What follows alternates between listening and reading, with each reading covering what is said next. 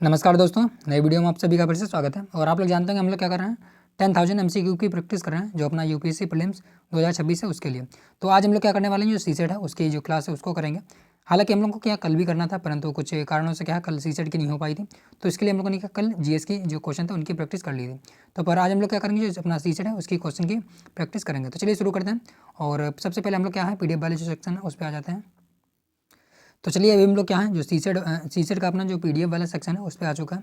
और आप लोगों का जो है फर्स्ट क्वेश्चन आपके सामने आता है। आप लोग क्या है इसको सॉल्व करने की कोशिश करेंगे, और जिसको नहीं आता है वो आगे वीडियो को देखेगा। तो चलिए शुरू करते हैं। और आप लोग क्या है वीडियो को लास्ट तक देखिएगा, साथ साथ वीडियो को लाइक और चैनल को सब्सक्राइब जरूर कर लीजिएगा, क्योंकि आप लोगों का सपोर्ट से क्या जो सीरीज़ है वो चल पाएगी। तो चलिए पहला क्वेश्चन हम लोगों के सामने आता है, जो कि है ब्लड रिलेशन से रिलेटेड है, और इसमें क्या डाटा सफिशेंसी और इनसफिशेंसी को भी मतलब कि मिला दिया गया है। तो आप लोग जानते हैं कि यूपीएससी का भी वर्तमान में डाटा सफिशेंसी और इनसफिशेंसी के काफ़ी क्वेश्चन पूछती है। तो आप लोग पूरा क्वेश्चन एक बार में देख सकते हैं किस प्रकार से बनाया गया है। और इसका क्वेश्चन क्या पूछा गया है, पी क्यू से किस प्रकार संबंध होता है, यानी कि पी जो पी अपना है, पी क्यू जो है पी से किस प्रकार से संबंधित है, जो आपको बताना है, ये प्रश्न है।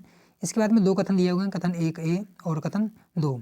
तो इनका यूज़ करते हैं, आपको बताना है कि कथन 1 इसकी मतलब कि केवल अकेले प्रश्न का उत्तर देने के लिए पर्याप्त है, या फिर दूसरे का भी यूज़ करना पड़ेगा, या फिर दोनों का मिला करके यूज़ करेंगे, या फिर दोनों का हम यूज़ करके भी आंसर नहीं दे सकते। तो आपको यही बताना है। तो सबसे पहले हम लोग क्या करते हैं, क्वेश्चन को पढ़ लिया हम लोगों ने, अभी स्टार्ट करते हैं। तो पहले हम लोग कथन 1 का इस्तेमाल करते हैं। तो क्या बोला है, पी की दो बहनें हैं। तो पी की दो बहनें हैं, इसका मतलब क्या है, पी की दो बहनें हम लोगों ने रख दिया है यहाँ पे। तो दो बहनों का मतलब कौन है, आर और यस हैं। तो आर और यस के ऊपर हम निगेटिव चढ़ा देंगे, ताकि जो फीमेल कैंडिडेट है उसकी पहचान रहे। तो पी की दो बहनें हम लोगों ने यहाँ पे बना दिया। तो अभी हमें बताना है क्यू का पी से क्या संबंधित है। तो इसमें क्यू तो कहीं पे है ही नहीं। तो इसका मतलब क्या, इस कथन का उत्तर देने के लिए इस कथन में से किसी एक का अकेले प्रयोग करके उत्तर दिया जा सकता है, यानी कि एक अकेले का प्रयोग करके उत्तर नहीं दिया जा सकता। आप समझ गए होंगे इस बात को लेकर के। हालांकि हम देखेंगे आर जो है, आर का पिता क्यू है। तो आर का पिता कौन है, आर का पिता क्यू का भाई, यानी कि आर का जो पिता होगा वो क्यू का भाई होगा। तो क्यू का भाई होगा। तो हमें आर का भी जेंडर नहीं पता, हमें क्यू का भी जेंडर नहीं पता, परंतु ये पता हमें जो क्यू का भाई है वो आर का पिता है। तो यहाँ से हम देखेंगे, यानी कि किसी सिंगल का यूज़ करके भी आप क्या आंसर नहीं दे सकते। इस प्रश्न का उत्तर देने दोनों कथनों में से किसी एक का अकेले प्रयोग करके उत्तर दिया जा सकता है। तो यहाँ पे देख रहे अकेले का प्रयोग करके नहीं दिया जा सकता। इस प्रश्न का उत्तर देने के लिए दोनों कथनों का एक साथ प्रयोग करके दिया जा सकता है, किंतु इनमें से किसी एक का अकेले प्रयोग करके नहीं दिया जा सकता। तो चलिए देख लेते हैं दोनों को मिलाकर के हम क्या उत्तर दे सकते हैं। यहाँ पे दिया गया पी जो है आर और एस के मतलब कि भाई हैं, नहीं बहनें हैं, और जो आर है, आर का पिता है जो क्यू का भाई है। तो यहाँ से हम देखेंगे, तो यानी कि आर का जो पिता है, आर का पिता यानी कि पी का भी पिता, तो आर का पिता यानी कि पी का भी पिता हो जाएगा। तो यहाँ पे बना देंगे पी का पिता जो है वो किसका भाई है, क्यू का भाई है, यानी कि क्यू का भाई है। तो आप समझ गए होंगे हमारा रिलेशन क्या बना, जो पी है, पी की दो बहनें हैं आर और यस, पी की दो बहनें हैं आर और यस, और जो क्या है पी का जो, और यहाँ पे क्या बोला था, आर का जो पिता है, आर का पिता का मतलब है इसका अगर भाई है जो, तो यानी कि इसका भी जो अगर इसकी बहन है तो ये इसका भाई है, और इसका यानी कि दोनों का तीनों का पिता कौन होगा, एक ही होगा। तो यानी कि पी का भी पिता भाई होगा। तो इनके पिता का भाई कौन है, क्यू है। और हमसे पूछा गया था कि क्यू का पी से क्या संबंधित है। तो क्यू का जो है पी से क्या संबंध होगा, आप देख सकते हैं क्यू कहाँ हमारा है, पेन चेंज कर लें बताइए। तो आप देख सकते हैं, आपसे पूछा गया था क्यू का पी से क्या संबंध होगा। तो आप देख सकते हैं, यानी कि वैसे तो क्या है, यानी कि पिता का जो भाई है वो इसका क्या चाचा होना चाहिए, या फिर क्या है, पर ये चाचा जब होगा जब हमें क्या इसका जेंडर पता हो। हमें इसका जेंडर नहीं पता है, और ना ही हमें इसका भी जेंडर पता है। तो इस प्रकार से हम क्या कर सकते हैं, हमें दोनों कथनों का हम इस्तेमाल करके भी उत्तर नहीं दे सकते। तो मतलब कि आप यहाँ पे देख सकते हैं, यानी कि इसका राइट आंसर क्या होगा हमारा, इस प्रश्न का उत्तर देने के लिए दोनों में से किसी का प्रयोग करके उत्तर नहीं दिया जा सकता।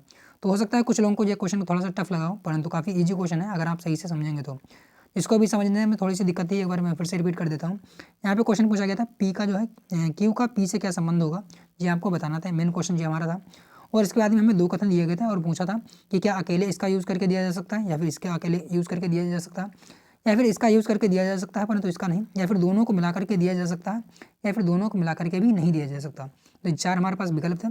और हमने क्या देखा, यहाँ पे पी की दो बहनें हैं, तो हमने देख लिया पी की दो बहनें आर और यस। हमें अभी देख रहे होंगे पी का जेंडर नहीं पता, हो सकता है पी भी एक लड़की ही हो। तो पी की दो बहनें हैं। उसके बाद में बोला है आर का पिता। तो आर का पिता यहाँ पे देख रहे होंगे, आर का पिता का मतलब है यस का भी पिता और पी का भी पिता। तो एस का पिता यानी कि बी का पिता यानी तीनों का पिता कौन है, क्यू का भाई है। तो यहाँ पे हम देखेंगे क्यू का भाई है। तो जो क्यू का भाई है तो इसका मतलब क्या है, क्यू का भाई है, परंतु क्यू का जेंडर क्या हमें यहाँ पे कुछ बोला गया, हो सकता है क्यू क्या लड़की हो, तो यानी कि हमें क्यू का भी जेंडर यहाँ पे नहीं पता था। और हमसे पूछा गया था पी और क्यू में क्या रिलेशन होगा। तो पी और क्यू में क्या रिलेशन होगा हम जब भी बता पाएंगे ना जब हमें दोनों का जेंडर पता होगा, क्योंकि चाचा भतीजे भी हो सकते हैं या फिर बुआ और भतीजा भी या फिर भतीजी भी हो सकता है। तो इस प्रकार से क्या हमें कंफर्म नहीं पता है कौन रिश्ते में होगा। तो इस प्रकार से हमारा राइट आंसर क्या होगा, डी हो जाएगा। तो हो सकता है क्या थोड़ा सा टाइम लग गया, परंतु मैंने सोचा कि आपको सही से बिल्कुल समझा दिया जाए। चलिए नेक्स्ट क्वेश्चन को हम लोग कर लेते हैं। नेक्स्ट क्वेश्चन आता है हमारा, यदि किसी विशेष कूट में 64 को क्या लिखा गया 343 के रूप में लिखा जाता है, 216 को 729 के रूप में लिखा जाता है, तो उसी कूट को 512 को किस फॉर्म में लिखा जाएगा। यानी कि उसी प्रकार से जो 512 होगा इसको किस फॉर्म में लिखा जा सकता है। अगर आपने थोड़ा सा भी ध्यान से देखा होगा तो आप आराम से समझ गए होंगे। यहाँ पे क्या है, यहाँ पे सारे के सारे एक तरीके से घनमूल हैं। तो घनमूल कैसे हैं, यानी कि क्यूब हैं जो कैसे हैं, आप देखेंगे 64 किसका क्यूब है, 64 जो हमारा है 4 का क्यूब है, 4 चक्को 16, 16 चक्को 64। और उसके बाद में हमारा 343 किसका है, तो 343 हमारा क्या है 7 का है, 7 सत्ते 49, 49 सत्ते 343। यानी कि 4 के बाद में कितना बड़ा हमारा 3 बड़ा है, उसका क्यूब किया गया। यहाँ पे आप देखेंगे 216 किसका है 8 का है, 8 8 8 8 8 64 और 64 512, यानी कि 8 का नहीं है हमारा ये किसका है, जे हमारा किसका है 6 का है, 6 छंग 36, 36 छंगा 216। और जे हमारा किसका हो जाएगा 9, 9 नीमा 81, 81 नीमा 729, यानी कि हमारा जे 9 का हो जाएगा। अब आप समझ गए होंगे यानी कि 3 बढ़ के क्यूब हो रहा है। यहाँ पे भी देख रहे हैं 3 बढ़ा, यहाँ पे भी 3 बढ़ा। इसका मतलब जे हमारा किसका है, जे हमारा 8 का है, 8 8 64 और 64 512। तो यानी कि हमारा 8 का जो क्यूब है, तो 8 का क्यूब आगे क्या आएगा हमारा 3 प्लस करेंगे तो 11 का क्यूब। और 11 का क्यूब क्या होता है, 11 का वर्ग होता है। 11 का 11 में करेंगे तो 121, और 121 की जब 11 से करेंगे तो हमारा क्या आएगा 1331। तो इसका राइट आंसर क्या हो जाएगा हमारा 1331। तो आप समझ सकते हैं कि आपको इस प्रकार से इसको सॉल्व करना था। चलिए अगले क्वेश्चन को हम लोग देख लेते हैं। अगला क्वेश्चन हमारा है एक्स का क्या मान होगा। यहाँ पे देखेंगे एक्स का मान पूछा गया। वैसे तो ये सीरीज इस प्रकार की होती है, कभी कभी मतलब कि आप देखते ही तुरंत आंसर निकाल देंगे, परंतु कभी कभी ऐसा होता है कि आप घंटों सोचते रहेंगे आपको आंसर नहीं मिलेगा। तो चलिए इसको हम लोग सॉल्व करके देखते हैं, और जिसको आता है वो आंसर कमेंट बॉक्स में देगा। एक की बाद में क्या है 3 है, यानी कि यहाँ पे देखेंगे अंतर कितना आ रहा है 2 का अंतर आ रहा है। 3 की बाद में 6 है, यहाँ पे कितना अंतर आ रहा है हमारा, यहाँ पे भी 3 का अंतर आ रहा है। तो यहीं पे लिख देते हैं ताकि कोई गलती ना हो। 3 का अंतर आ रहा है। 6 की बाद में 11 है, तो 6 की बाद में 11, यहाँ पे कितना अंतर आ रहा है 5 का अंतर आ रहा है। 11 के बाद में 18, यहाँ पे कितना अंतर आ रहा है, यहाँ पे अंतर आ रहा है हमारा 7 का। और इसके बाद में हमें बताना है। अब आप समझ गए होंगे कि आपको थोड़ा सा अगर आप ध्यान से देखेंगे तो आराम से आप समझ गए होंगे। 2 3 5 फिर 7, यानी कि हमारे क्या मतलब एक तरीके से अभाज्य संख्याएँ मिल रही हैं। क्योंकि क्या वैसे तो हम एक तरीके से ऑड भी बोल सकते थे, परंतु यहाँ पे 2 भी शामिल है, इसका मतलब अभाज्य संख्या है। अभाज्य संख्या यानी कि 7 के बाद में क्या आएगा हमारा 9 नहीं आएगा, क्या आएगा हमारा 11 आएगा। यानी कि हम क्या जोड़ें 18 में 11 जोड़ें तो हमें क्या मिलेगा, जब हम 18 में 11 जोड़ेंगे तो हमें क्या मिलेगा 29 मिल जाएगा। तो राइट आंसर क्या हो गया हमारा 29 हो गया। और अगर 29 में हम क्या 13 जोड़ देते हैं तो क्या हमें मिल जाता है 42। 29 में अगर हम 13 जोड़ते हैं तो हमें 42 मिल जाएगा। क्या 9 3 12, 2 1 3 1 4, देख लेंगे 42 भी हमें मिल गया। तो सीधी सीधी बात आप समझ गए होंगे कि इसका राइट आंसर क्या होगा हमारा 29 हो जाएगा। नेक्स्ट क्वेश्चन हमारा आता है। नेक्स्ट क्वेश्चन क्या है, बाकी आप लोग अगर क्वेश्चन समझ में आ रहे हैं तो आप लोग क्या वीडियो को लाइक और चैनल को सब्सक्राइब भी करते रहें। अगला क्वेश्चन आता है हमारा फिर से क्या है ब्लड रिलेशन से है, और पूछा गया कितने युग्म इसमें सही हैं। तो चलिए सॉल्व करके देख लेते हैं हम लोग। पी क्यू आर क्या बोला है, पी जो है पी क्यू और आर का भाई है, यानी कि हमें पी का पता है जेंडर कौन सा, पी जो है प्लस है, यानी कि पी जो है क्यू और आर का भाई है। तो क्यू और आर का भाई है, परंतु हमें ये नहीं पता क्यू और आर मतलब कि फीमेल है या फिर मेल है। आर जो है, आर जो हमारा है यश की माता है। आर जो हमारा है यश की माता है। आर जो है नहीं क्या बोला हमारा, यश जो है आर की माता है, उल्टा मैंने पढ़ दिया था। यश जो है आर की माता है, यानी कि आर की माता कौन है, यश है।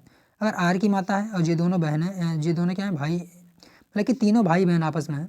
तीनों अगर आपस में भाई बहन है, इसका मतलब क्या है आर यश जो है आर की माता है, तो यानी कि आर की भी माता होगी। तो यानी कि एक मिनट, यहाँ पे शायद मैंने डायग्राम जो है यहाँ पे पी लिखा था ना, हाँ यहाँ पे आर बन गया है धोखे से, तो आप इसको पी रखिएगा, ठीक है। इसको मैं साफ कर देता हूँ थोड़ा सा। तो ये हमारा क्या है पी है, ठीक है। तो पी क्यू और आर का भाई है, पी जो है क्यू और आर का भाई है। और यहाँ पे क्या बोला यश आर की माता है, तो यश जो है आर की माता है। अगर आर की माता है तो मैंने क्या बोला पी की भी माता होगी। तो पी की माता होगी, यानी कि यहाँ पे क्या होगा हमारा यस आ जाएगा। यहाँ पे हमारा क्या आ जाएगा यस आ जाएगा, जो कि एक फीमेल कैंडिडेट है। यस आर की माता, यानी कि इन तीनों की भी माता होगी। टी जो है क्या हमारा है पी का पिता है। अब जो टी जो हमारा पी का पिता है, यानी कि पी का अगर पिता टी है तो इनका तीनों का पिता पी होगा, यानी कि ये दोनों क्या होंगे आपस में पति पत्नी होंगे। टी हमारा क्या प्लस हो जाएगा, जे माइनस, यानी कि जे दोनों एक दूसरे क्या होंगे पति पत्नी हो जाएंगे। जे इन तीनों की मतलब ये तीनों क्या है इन दोनों की संतान हो जाएंगे।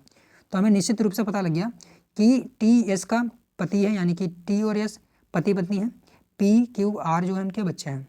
अब देख लेते हैं हमें क्या पूछा गया, नीचे दिए गए कोड का प्रयोग करके सही उत्तर बताना है। ठीक है, यस और टी दंपति हैं क्या, देखेंगे यस और टी।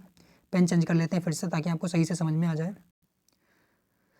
तो क्या बोला गया यहाँ पे, जो टी जो है यस और टी दंपति हैं, तो यस और टी दंपति हैं, तो बिल्कुल सही बात है, यानी कि हमारा पहला सही है।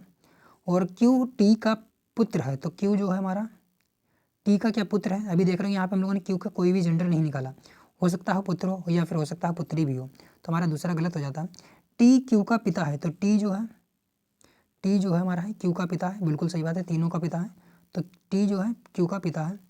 यस पी की माता है, तो यस जो है पी की माता है, यस तो तीनों की माता है, बिल्कुल सही बात है, यस पी की भी माता है, क्यू की भी माता है, आर की भी माता है। अगला आता हमारा आर टी का पुत्री है, जो आर जो है हमारी टी की पुत्री है, आर जो है टी की पुत्री है। आर क्या टी की पुत्री है, पता नहीं हमें पुत्री है या फिर पुत्र है, क्योंकि ये क्या है पी भाई था, परंतु क्यू और आर क्या है हमें पता नहीं। तो आर जो है टी की पुत्री है या पुत्र है हमें नहीं पता, तो आर जो है टी की पुत्री है या फिर पुत्र है हमें नहीं पता। उसके बाद में ये पी जो हमारा है यस का पुत्र है, पी जो है यस का पुत्र है, 100% सही है, क्योंकि एक ही पता था जो हमारा दोनों का भाई था, यानी कि छठा वाला भी हमारा सही होगा। तो इसमें से हमें कितने सही निकले, 4 सही निकले और 2 गलत निकले। तो हमें क्या बताना है कितने सही हैं, केवल 4 विकल्प सही हैं। तो आप देख सकते हैं मतलब कि यूपीएससी जो है एक तरीके से ब्लड रिलेशन भी क्वेश्चन पूछता है, तो कितना वास्ट और कितना एक तरीके से अच्छा क्वेश्चन पूछा गया। हालांकि थोड़ा सा मतलब कि लेंथी है, परंतु काफ़ी ईजी और काफ़ी मतलब कि एक तरीके से क्या कहते हैं कंसंट्रेशन का मतलब कि फार्मूला मतलब कि लगाना पड़ेगा दिमाग आपको कंसंट्रेशन से, ताकि आराम से हम क्या आंसर तक पहुंच पाएँ।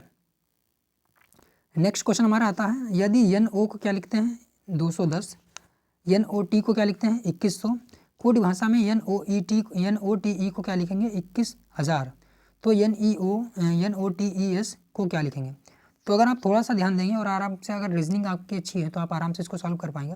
देख लेंगे एन और ओ, अगर एन का आप लिखेंगे तो क्या होता है हमारा नंबर सिस्टम में इसका मतलब कि नंबर क्या होता है एन का 14 होता है, और ओ का क्या होता है हमारा ओ का आप जानते होंगे 15 होता है,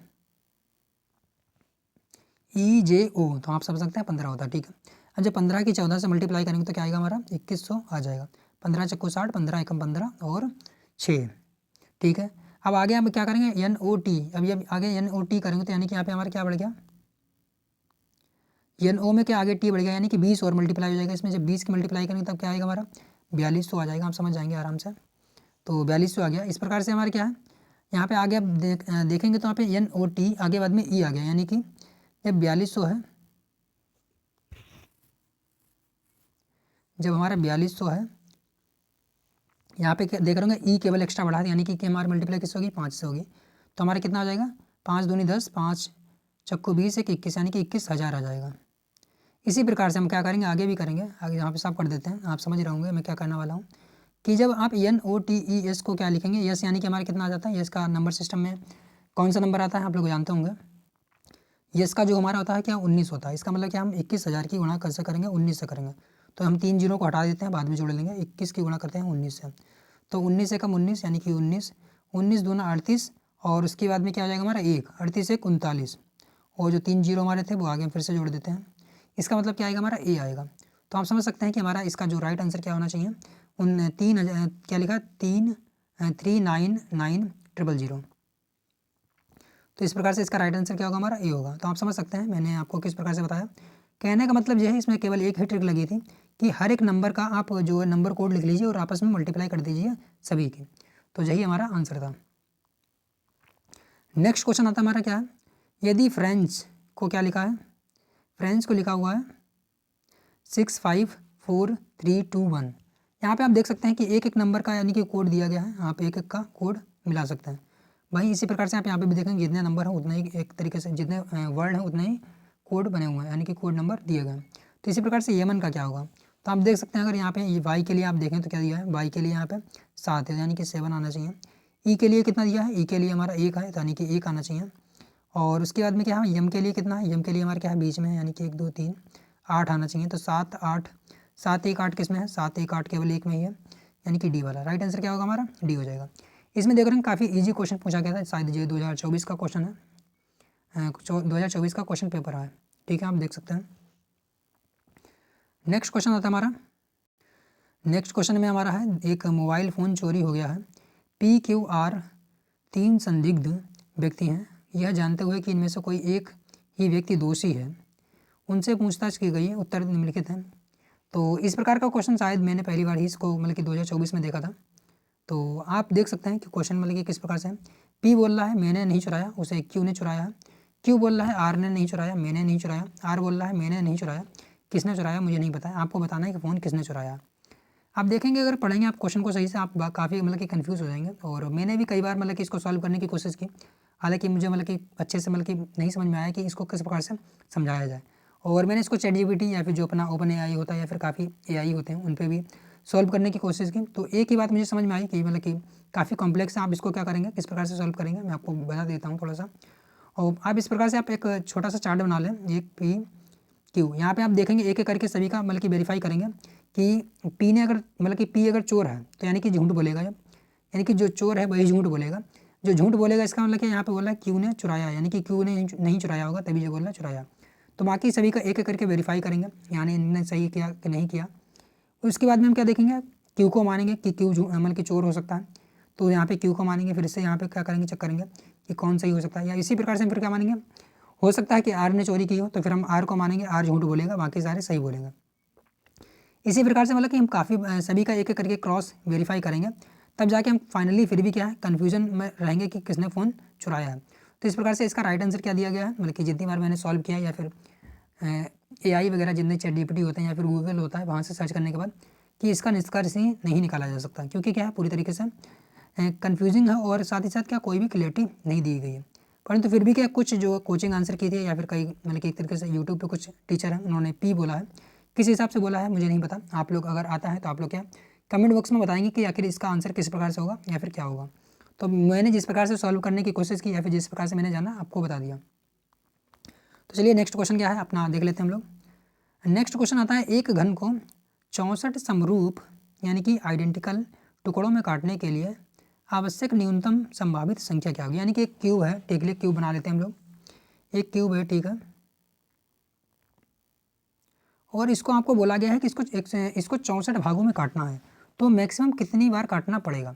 तो आप जानते हो कि 64 को आप क्या लिख सकते हैं, ये किसका क्यूब है, 4 का क्यूब है, यानी कि हमें क्या लिखना पड़ेगा यहाँ पे 4 गुणे 4 गुणे 4। जाहिर सी बात यानी कि हमें क्या है 4 4 के 4 बार मतलब कि क्यूब करने पड़ेंगे, तभी हम क्या निकाल पाएंगे, इसके एक तरीके से आइडेंटिकल क्यूब निकाल पाएंगे। तो कैसे करेंगे हम, अगर हम यहाँ पे क्या हम 3 बार कट करें, 1 2 3, अगर हम 3 बार कट करते हैं तो आप देख रहे होंगे कि हमें क्या मिल रहा है, 4 टुकड़े मिल रहे होंगे, 1 2 3 4।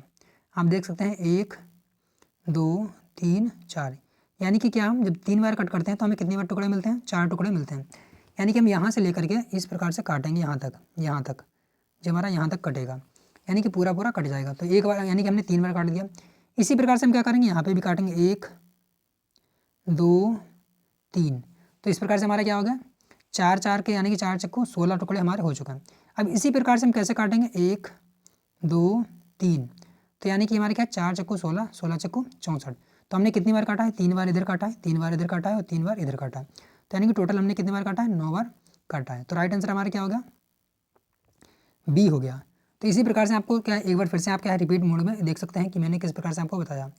यानी कि हम जब 3 बार काटते हैं तब हमें क्या 4 टुकड़े मिलते हैं।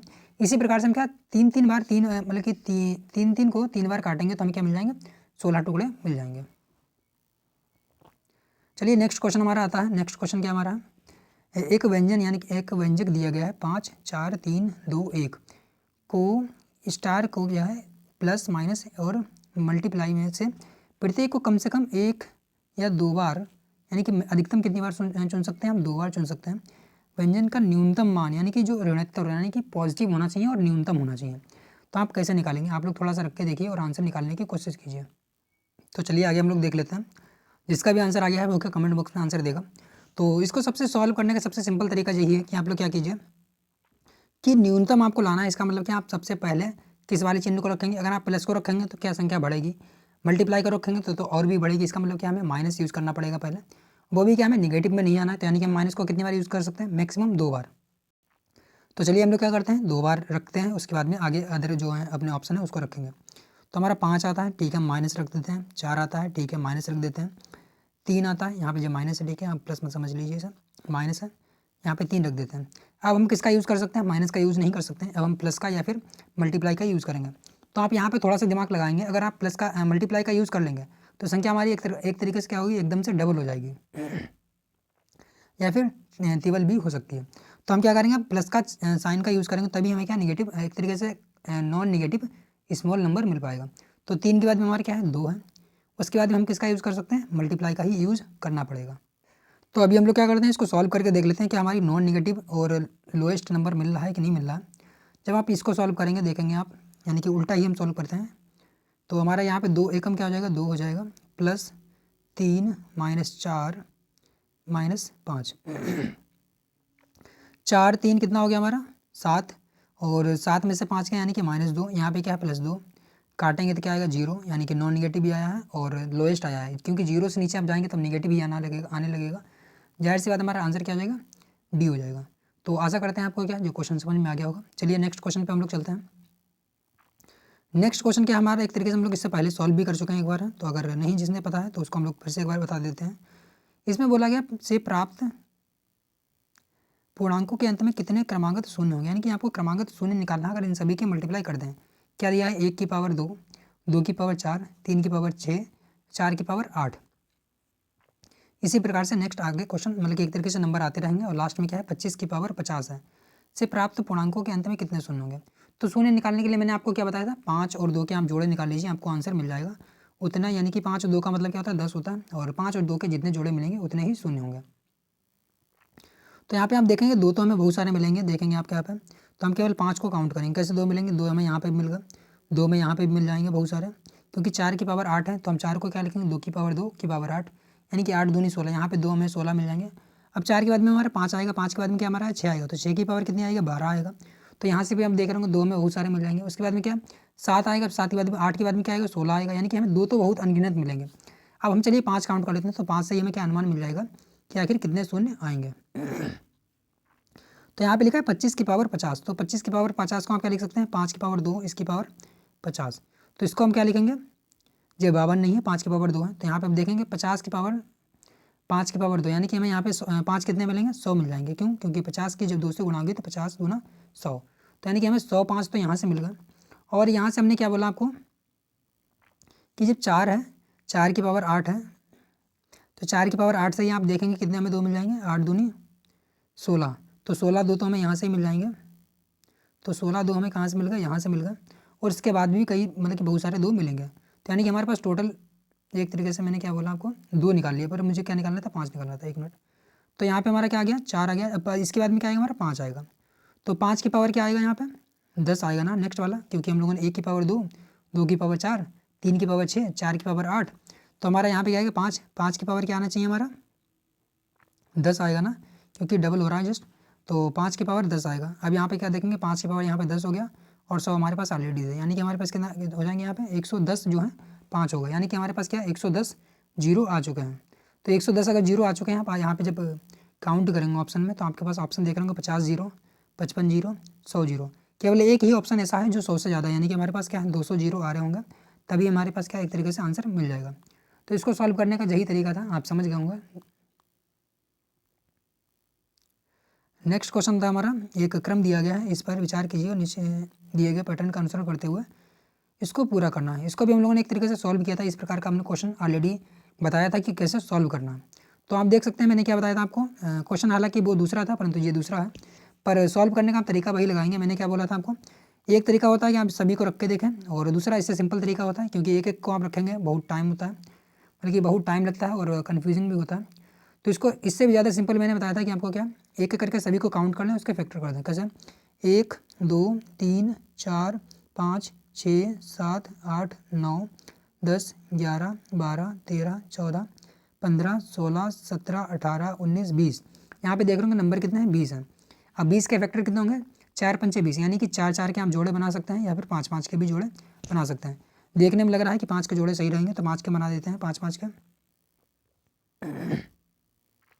एक जोड़ा हमारा बन गया, 1 2 3 4 5, ठीक है। अगला ग्रुप बना देते हैं हम, 1 2 3 4 5, तो 1 5 हमारा यहाँ पे ग्रुप बन गया।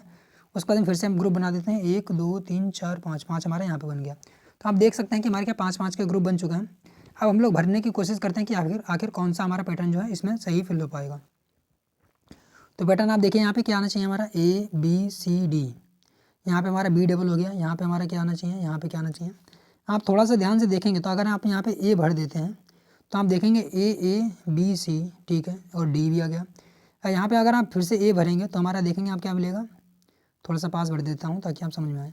तो यहाँ पे A भरेंगे तो ABBCD, यानी कि हमारा क्या हो रहा है, A एक बार डबल हो रहा है, फिर BCD हो रहा है, फिर A छोड़ के B डबल हो रहा है, CDE हो रहा है, फिर ABC, यहाँ पे देखेंगे C भरेंगे तो ABCC, फिर D मिल रहा है। यानी कि हमारा क्या है, एक जिस नंबर का, यानी कि जौन से नंबर पे हम आ रहे हैं उसी का अक्षर जो है डबल हो जा रहा है।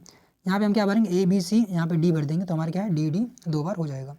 तो हमें क्या मिला पैटर्न, A और C और D, किसमें है हमारा AACD, कौन सा वाला है, C वाला आंसर हमें मिल गया। तो हम समझ सकते हैं कि इसको सॉल्व करना काफ़ी मतलब कि ईजी हो सकता है अगर आप खुद से करेंगे, क्योंकि मैं क्या यहाँ पे तो समझा भी रहा हूँ और एक तरीके से बार बार लिख के पूरा कुछ मतलब कि हर एक स्टेप को लिख के भी दिखा रहा हूँ, तो इसलिए थोड़ा सा टाइम भी लग रहा है। नेक्स्ट क्वेश्चन हमारा आता है, एक प्रकार से हम लोग इसको भी एक तरीके से सॉल्व किया था हम लोगों ने इसी तरीके से सेम क्वेश्चन को।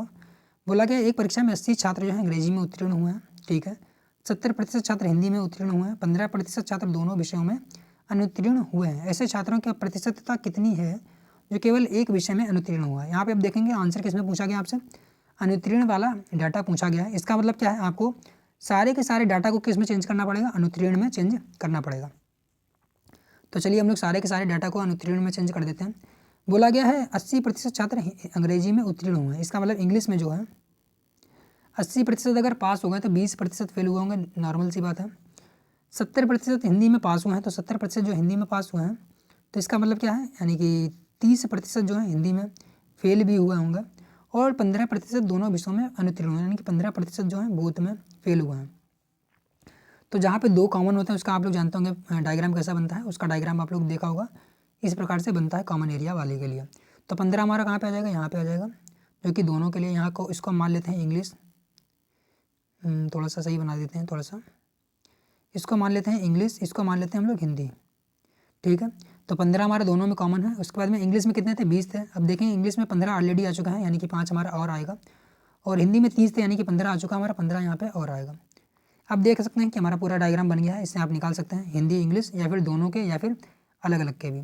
तो क्वेश्चन क्या पूछा गया था, ऐसे कितने प्रतिशत छात्र हैं जो केवल एक विषय में, तो एक विषय में मतलब क्या है, ये हमारा शेडेड एरिया यानी कि 2 को कवर करता है, और एक विषय में कितने बचे हमारे, 5 जे बचे हैं और 15 जे, यानी कि टोटल 20 हमारा आंसर आना चाहिए। तो 20 हमारा आंसर आ जाएगा। तो नेक्स्ट क्वेश्चन हमारा आता है, इसको भी हम लोगों ने ऑलरेडी सॉल्व किया था, तो हो सकता है 2-3 क्वेश्चन क्या है ऑलरेडी पुराने वाले आ गए, कोई बात नहीं, हमें क्या, हमें तो रिवीजन से मतलब है और क्वेश्चन हमारा क्या है एग्जाम में आना चाहिए। तो देख रहे होंगे कि पूछा गया है, निम्नलिखित कथनों पर विचार कीजिए। एक तरीके से स्टैटिक क्वेश्चन है जो हमारा, और इसको भी 2 से 3 बार यूपीएससी ने ऑलरेडी पूछा भी है। उपरोक्त में से कितने सही हैं। 1000 लीटर जो होता है 1 मिलीमीटर के बराबर, एक मतलब कि 1 मीटर क्यूब के बराबर होता है क्या, बिल्कुल सही बात है। 1 मीट्रिक टन होता है एक तरीके से 10 कुंटल के बराबर होता है, या फिर 1000 किलोग्राम के बराबर होता है। 1 हेक्टेयर क्या होता है, 10,000 वर्ग मीटर के बराबर होता है। तो 1 2 3 हमारे 3 के तीनों सही हैं। नेक्स्ट क्वेश्चन आता हमारा क्या, यदि निम्न पे विचार करना है, 6 बालक 7 बालिकाओं 3 पुरुषों 4 महिलाओं का वजन, यदि वजन मतलब बराबर है, यदि महिलाओं का औसत वजन कितना है 63 है, तो बालकों का औसत वजन निकालना है। तो महिलाओं का 63 है, ठीक है। महिलाओं की संख्या कितनी दी है हमें, महिलाओं की संख्या 4 दी है। हम क्योंकि क्या बालकों का वजन तभी निकाल पाएंगे जब हमें टोटल वजन पता होगा बालकों का, क्योंकि बालकों की संख्या तो हमें पता है कितनी है, बालकों की संख्या 6 है। जब हमें बालकों का टोटल वजन ही पता होगा तभी हम क्या निकाल पाएंगे, औसत वजन, क्योंकि बालकों की हमें संख्या पता है। अगर टोटल वजन पता लग जाता है तो हम संख्या से डिवाइड कर देते हैं तो हमें क्या मिल जाता है, औसत मिल जाता। तो यहाँ पे क्या है, सभी का वजन बराबर है। अगर महिलाओं का वजन और मतलब कि महिलाओं का वजन और बालकों का वजन भी बराबर होगा, तो इसलिए हम पहले महिलाओं का टोटल वजन निकाल लेते हैं। तो महिलाओं का औसत वजन कितना है, 63 है। टोटल महिलाएं कितनी हैं, 4 हैं। तो आपको पता होगा औसत जब हम कुल संख्या से मल्टीप्लाई करते हैं तो हमें टोटल मिल जाता है। जो तब हमने क्या औसत से कुल की संख्या की मल्टीप्लाई की, तो 4 तियाँ 12 यानी कि 2, 4 छंग 24 और 1 25, तो हमें कितना मिला, 252 मिल गया। तो 252 हमें मिल गया। अब यहाँ पे देख रहे होंगे हमें क्या, ये टोटल मिल गया है महिलाओं का औसत नहीं, महिलाओं का टोटल वजन। तो महिलाओं का हमें टोटल वजन मिल चुका है। और महिलाओं का टोटल वजन क्या है, बालकों के भी टोटल वजन के बराबर ही है। और बालकों का हमें औसत वजन चाहिए, इसका मतलब हमें 6 से भाग करना पड़ेगा। 6 चौक क्या हो जाएगा हमारा, 24 हो जाएगा। यहाँ पे 1 बचेगा, 6 दूनी 12, तो यानी कि 42 जो होगा औसत वजन किसका हो जाएगा, हमारा बालकों का हो जाएगा। नेक्स्ट क्वेश्चन हमारा आता है, एक घड़ी में क्या है 10 बजे और 2 बजे के बीच में घंटे की सुई और मिनट की सुई के बीच कितनी बार संपाती होगी। मतलब कि पूछा गया क्वेश्चन, एक घड़ी बना देता हूँ मैं, यहाँ पे बता देता हूँ। यहाँ पे बजा है 10, यहाँ पे बजेगा 2, और 10 और 2 के बीच में बोल रहा है संपाती कितनी बार होंगी सुइयाँ। तो आपको पता होगा हर एक घंटे में सुई कितनी बार संपाती होती है, एक बार संपाती होती है। संपाती का मतलब होता है 0 डिग्री, यानी कि एक के ऊपर एक सुई। जे एक मिनट की सुई है, जे हमारी घंटे, एक तरीके से घंटे की सुई, 1 मिनट की सुई, एक दूसरे के ऊपर आ जाना ही क्या होता है, हमारा संपाती होना होता है। तो 1 घंटे में एक बार होती है। तो आप देखेंगे क्या, 10 बजे के बाद में क्या आएगा हमारा, 11 बजेगा, 12 बजेगा, 1 बजेगा, 2 बजेगा, तो यानी कि बीच में कितने घंटे हैं, 4 घंटे हैं। तो यानी कि जाहिर सी बात क्या 4 बार बजना चाहिए। तो यूपीएससी इतना ईजी तो क्वेश्चन पूछेगी नहीं कि आप एक एक करके काउंट करके बता दें। यहाँ पे थोड़ी सी ट्रिक ये होती है कि घड़ी की जो सुई होती है यहाँ पे 11 बजे से लेकर के जो 1 बजे, इसके बीच में केवल एक बार ही संपाती हो पाती है। तो इसका मतलब क्या, हमारा 1 घंटे में तो एक बार होता है, परंतु क्या 12 घंटों में 11 बार होती है। यहाँ पे वही संख्या पूछ ली गई है, इसका मतलब कि 4 घंटों में क्या 3 बार ही केवल संपाती होगी। आपको मैंने क्या बताया, हर एक घंटे में क्या है संपाती कितनी बार होती है, एक बार होती है, परंतु 12 घंटे में कितनी बार होती है, 11 बार होती है। क्यों होती है, क्योंकि 11 बजे से लेकर के 1 बजे के बीच में केवल एक बार ही ऐसा होता है। तो चलिए नेक्स्ट क्वेश्चन हम लोग सॉल्व कर लेते हैं। अगला क्वेश्चन पूछा गया है, 2025 का कैलेंडर किस वर्ष के कैलेंडर के समान होगा। तो 2025 का कैलेंडर जो है, इसके लिए भी मैंने आपको ऑलरेडी बताया था कि आपको क्या 4 से डिवाइड करके देख लेना है, जो भी हमारा रिमाइंडर बचता है। अगर 1 बचता है तो 6 आता है, 6 सालों बाद रिपीट होता है। यदि 2 या फिर 3 बचता है तो हमारा 11 सालों के बाद रिपीट होता है। अगर 0 आता है तो कितने सालों के बाद रिपीट होता है, 28 सालों के बाद रिपीट होता है। सीधे सीधे आप समझ सकते हैं, मैंने पूरा का पूरा कॉन्सेप्ट ही आपको यहाँ पे समझा दिया। तो अभी हम लोग क्या करते हैं, डिवाइड करके देख लेते हैं 4 से। तो 4 छंग 24, यानी कि हमें कितना मिला, एक रिमाइंडर मिला। तो एक रिमाइंडर मिला 6 साल बाद आएगा, यानी कि 2031 में कैलेंडर रिपीट होगा। यहीं पे अगर 0 आ जाता तो क्या पता 28 जोड़ देते हैं, अगर 2 या 3 आता तो हम 11 जोड़ देते हैं। चलिए नेक्स्ट क्वेश्चन को हम लोग सॉल्व कर लेते हैं। काफ़ी अच्छा क्वेश्चन है ये, और मुझे लग रहा है कि ऐसा क्वेश्चन रिपीट भी कर सकती है यूपीएससी। तो कौन सा मुझे लग रहा है, देख रहे हैं जी, मुझे ऐसा लग रहा है कि इसको रिपीट कर सकती है यूपीएससी अपने 2026 के या फिर कभी आगे आने वाले एग्जामों में। तो जिसको भी इसको आंसर मतलब कि आता है वो इसको आंसर देने की कोशिश कीजिए, बाकी नहीं आता वो ध्यान से देखेगा। तो चलिए शुरू करते हैं, जिसको आता है वो क्या आंसर देने की कोशिश करेगा, हम लोग बाकी सॉल्व करते हैं। इसको लगाने का एक सिंपल तरीका ये था, आपको बस क्या पता होना चाहिए, प्लस मतलब कि प्लस का मतलब है इवन और ऑड, अगर इनकी मल्टीप्लाई जोड़ और घटाना अगर होता है तो क्या होता है। अगर आपको बस इतना पता होता है तब आंसर तक आराम से पहुँच जाते हैं। जैसे कि पूछा गया है, मान लीजिए पी क्यू आर एस भिन्न धन पूर्णांक, यानी कि ये सारे के सारे चारों नंबर क्या हैं, अलग अलग हैं। मान लीजिए कि आगे ये भी मानना है, फिर आगे ये भी मानना है कि पी और क्यू क्या है, विषम है, यानी कि पी और क्यू विषम है। तो हम लोग यहाँ पे लिख देते हैं पी और क्यू क्या हमारा विषम है, यानी कि विषम है। तो ऑड है, इसका मतलब क्या हम ओ बना देते हैं। और आर और यस क्या हमारे हैं, आर और, तो आर और इसका हमारे थे, आर और यस हमारे क्या है, सम है। तो हम लोग यहाँ पे इवन बना देते हैं, ठीक है। अभी बोला गया है कि पी माइनस आर का मतलब क्या है, हमारा पी जे ऑड है, माइनस आर हम जब करेंगे, आर करेंगे कहाँ पे, हमारा आर इवन है। जब ऑड में से इवन घटता है, जब हमारे क्या ऑड में से इवन घटता है तब हमें क्या मिलेगा, विषम ही मिलता है, यानी कि हमारा ऑड ही मिलता है। तो यानी कि हमारा ऑड हो जाएगा। और जब उसमें क्या क्यू और यस, जब हमारा क्यू और यस जो है, क्यू यस यानी कि ऑड और इवन जब मल्टीप्लाई होती है, जब हमारा ऑड और इवन की मल्टीप्लाई होती है तब हमें क्या इवन ही मिलता है, यानी कि ऑड की मल्टीप्लाई इवन से होगी तो फाइनली हमें क्या मिलेगा, बाद में इवन ही मिलेगा। बस आपको इतनी बात पता होनी चाहिए। क्या मैंने बताया आपको, एक बार फिर से रिपीट कर देता हूँ। जब आप ऑड में से इवन को घटाते हैं, देख रहे हैं यहाँ पे P माइनस R लिखा हुआ है। P का मतलब कि हमारा ऑड है, और यहाँ पे ऑड का मतलब सीधे मैं आपको बता देता हूँ। जैसे कि हमारा क्या एक मान लेते हैं, और एक क्या हमारा है ऑड है, और R मान लेते हैं कि हमारा इवन है, यानी कि हम मान लेते हैं यहाँ पे 2। तो जब दो एक में से 2 घटाएंगे तो हमें एक ही मिलेगा, यानी कि ऑड ही मिलेगा। तो यही चीज़ मैंने बताई। क्या बताया मैंने, इवन में से या फिर ऑड में से इवन घटाते हैं तो हमें क्या मिलता है, ऑड मिलता है। परंतु जब हम इवन की मल्टीप्लाई ऑड से करते हैं तो हमें इवन मिल जाता है। यानी कि जब आपकी 2 की मल्टीप्लाई हम 3 से करेंगे तो 2 3 6, यानी कि हमें इवन ही मिलेगा। और जब लेकिन आप क्या मिलेंगे यहाँ पे ऑड की मल्टीप्लाई इवन से करेंगे तो हमें इवन ही मिलेगा, और यही बात हमें यहाँ पे बोली गई थी। तो यहाँ पे क्या इसका मतलब हमारा पहला वाला विकल्प सही हो जाएगा। तो थोड़े से जो कॉन्सेप्ट है और याद करने वाला है एक तरीके से। ये रूल है, ऐसा नहीं कि मैं आपको यहाँ पे कॉन्सेप्ट बता रहा हूँ, ये रूल हमारा है।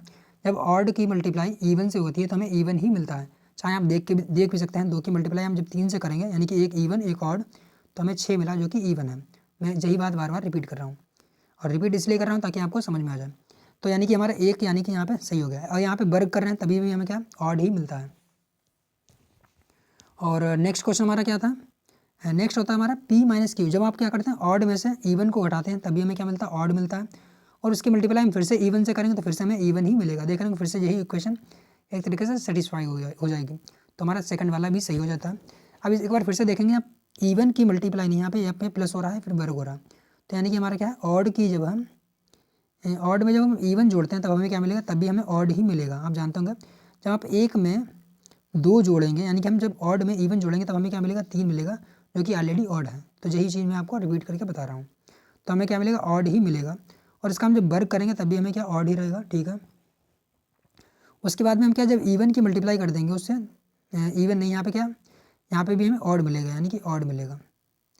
तो यहाँ पे भी हमें क्या ऑड मिलेगा। अब जब ऑड की मल्टीप्लाई ऑड से करेंगे तो हमें क्या मिलेगा, ऑड ही मिलेगा, यानी कि विषम ही मिलेगा। तो यहाँ पे हमारे क्या 1 2 और 3, 3 के तीनों सही हो जाएंगे। तो आप समझ गए होंगे। एक बार मैं फिर से रिपीट कर देता हूँ क्या मैंने बोला। जब आप क्या करेंगे ऑड में से तीनों रूल को मैं एक बार फिर से रिपीट कर रहा हूँ। जब आप क्या करते हैं ऑड में से इवन को घटाते हैं तब आपको ऑड ही मिलता है, परंतु आप जब ऑड की मल्टीप्लाई जब इवन से करते हैं तब आपको क्या मिलता है, इवन मिलता है, ठीक है। यानी कि यहाँ पे ऑड मिलेगा, यहाँ पे इवन मिलेगा। पर इवन की मल्टीप्लाई जब आप ऑड से करेंगे तो आपको ऑड मिलेगा, ठीक है। मैंने आपको बताया जब ऑड में आप जब क्या करते हैं ऑड जोड़ते हैं तो आपको ऑड ही मिलता है, और जब ऑड की मल्टीप्लाई ऑड से करते हैं तब भी आपको क्या मिलता है, ऑड ही मिलता है। तो यही 2 रूल लगे हैं और आपका आंसर आ गया है। तो चलिए अब लोग क्या करते हैं, नेक्स्ट क्वेश्चन को सॉल्व करते हैं। बाकी आशा करते हैं आपको समझ में आ गया होगा। अगर फिर भी नहीं समझ में आया तो आप क्या है इसको रिपीट में फिर से देख लीजिएगा। नेक्स्ट क्वेश्चन हमारा आता है मतलब क्या है, जब घड़ी 4:25 दर्शाती है, 4:25 दर्शाती है, यानी कि हमारा यहाँ पे कितना बजेगा, यहाँ पे 4 बजेगा, और 4:25 दर्शाती है, तो यहीं पे हमारा 25 बजेगा बल्कि दर्शाएगा। तब मिनट की सुई और घंटे की सुई के बीच का कोण निकालना। तो इसके लिए भी आपको फार्मूला पता होना चाहिए, ऐसे नहीं निकाल पाएंगे। तो मिनट की सुई और घंटे की सुई का फार्मूला निकालने के लिए क्या होता है हमारा, क्या निकालना है, टाइम निकालना है ना, कोण निकालना है। थीटा इक्वल टू क्या होता है हमारा 30h डिफरेंस 11/2 इंटू मिनट। तो आपको ये फार्मूला पता होना चाहिए। तो यहाँ पे हम लोग क्या फार्मूले में रख देते हैं, हमें 30 यहाँ पे लिख देते हैं। एच का फार्मूला हमारा एच कितना है, एच हमारे 4 घंटे है, तो 4 यहाँ पे लिख देंगे हम। यहाँ पे डिफरेंस चल रहा है, ठीक है, माइनस नहीं है, डिफरेंस है। डिफरेंस का मतलब होता है ज़्यादा में से कम घटाना। 11/2 मिनट कितना दिया हमारा, 25 मिनट दिया था, तो 25 मिनट हमारा हो गया, ठीक है। तो 25 मिनट हमारा हो गया। अब इसको हम सिंपली सॉल्व कर लेंगे। तो यहाँ पे हमारा क्या आ जाएगा, 3 चक्कू 12 यानी कि 120। यहाँ पे थोड़ी सी जगह कम पड़ रही है तो हम लोग ऊपर कर देते हैं इसको हम ऊपर सॉल्व कर रहे हैं, ठीक है। 4 3 12 यानी कि 120 डिफरेंस 11, जब 25 के हम 11 से मल्टीप्लाई करेंगे तो 25 से कम 25, 25 से कम 25 एक 26 और 27 अपॉन में क्या हमारा 2 चल रहा है, ठीक है। तो इसको हम एक बार फिर से हटाना पड़ेगा, हमें यहाँ पे जगह कम पड़ रही है थोड़ी सी, तो हम इधर कर देते हैं बाकी के सॉल्व। तब आप क्या करेंगे, आप इसके एलसीएम लेंगे तो हमारा कितना बनेगा, 12 दूनी 24 यानी कि 240 डिफरेंस 275 अपॉन में 2। जब आप इसको घटाएंगे तो आपको कितना मिलेगा, मैं आपको सीधे सीधे बता देता हूँ कि आपको मिलेगा 35/2, क्योंकि आपके यहाँ 275 में से 240 घटाएंगे तो 35/2। 35/2 का मतलब क्या आ जाएगा हमारा 17.5 आंसर हो जाएगा। तो आपको यही सॉल्व करना था। यहाँ पे थोड़ी सी जगह कम पड़ गई थी तो मुझे क्या बिगाड़ना पड़ा। तो अभी क्या करते हैं हम लोग यहाँ तक ही आज के क्वेश्चन को रखते हैं, क्योंकि थोड़ा सा वीडियो लेंथी हो जाएगा फिर। और बाकी आप लोग क्या है अपने कमेंट बॉक्स में राय भी दीजिएगा, बाकी नेक्स्ट वीडियो में हम लोग क्या आगे के क्वेश्चन को सॉल्व करेंगे। तो चलिए मिलते हैं नए वीडियो में, बाकी आप लोग वीडियो को लाइक और चैनल को सब्सक्राइब भी कर लेंगे।